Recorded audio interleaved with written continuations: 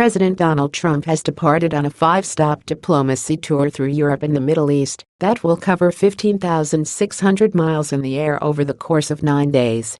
The president, the First Lady Melania Trump, Chief of Staff Reince Priebus, Jared Kushner, and Trump's eldest daughter, Ivanka, left the White House aboard Marine One just before 2 p.m. Eastern.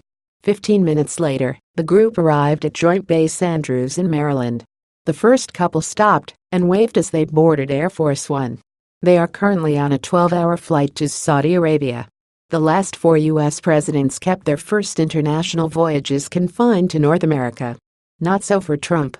He will deliver a high-stakes speech about Islam in the heart of Saudi Arabia, meet with both Israeli Prime Minister Benjamin Netanyahu and his nemesis Mahmoud Abbas, and take in an audience with Pope Francis. And that's before a NATO summit and a meeting of the G7 leaders. Trump said Friday, after a quiet morning at the White House, he was getting ready for my big foreign trip. We'll be strongly protecting American interests. That's what I like to do, he said. Now, with the eyes of the world upon him, the president will embark on his big trip carrying a baggage of dire troubles at home.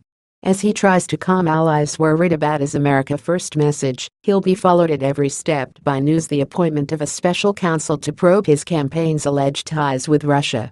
Welcome to the White House abroad, said Ari Fleischer, President George W. Bush's former press secretary. This is a great opportunity for the president to change the subject, to make real news. But the downside is that it could be dominated by domestic-style questions. Every first trip is over-scrutinized. The whole world is watching. There has never been a president taking his first international trip being dogged by scandal like this, said Larry Sabato, head of the University of Virginia's Center for Politics. He's already a president viewed skeptically by much of the world. And while the pictures from the trip may be great, the White House can't change the headlines that will follow him wherever he goes. Trump's itinerary is heavy with religious symbolism.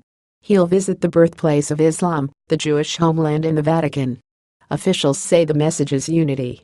He strongly believes that it is the strength of the faith of people in these religions that will stand up and ultimately be victorious over forces of terrorism, Secretary of State Rex Tillerson said.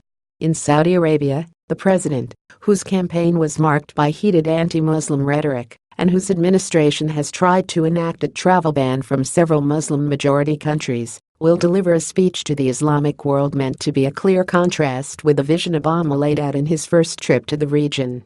In Israel, Trump will meet with Prime Minister Benjamin Netanyahu, looking to smooth over fresh tensions. Israel was in an uproar earlier this week after U.S. officials confirmed Trump shared highly classified intelligence about the Islamic State group with senior Russian officials visiting the White House. The information, about an ISIS threat related to the use of laptops on aircraft, came from Israel, and there were concerns a valuable Israeli asset could be in danger, a U.S. official said, requesting anonymity to discuss the sensitive material. National Security Advisor H.R. McMaster added to the alarm by refusing to declare the Western Wall a part of Israel. U.S. policy holds that ownership of the holiest site where Jews can pray, as with the rest of Jerusalem, is subject to Israeli-Palestinian negotiation. In Rome, the president will call upon Pope Francis, the popular, liberal-minded pontiff,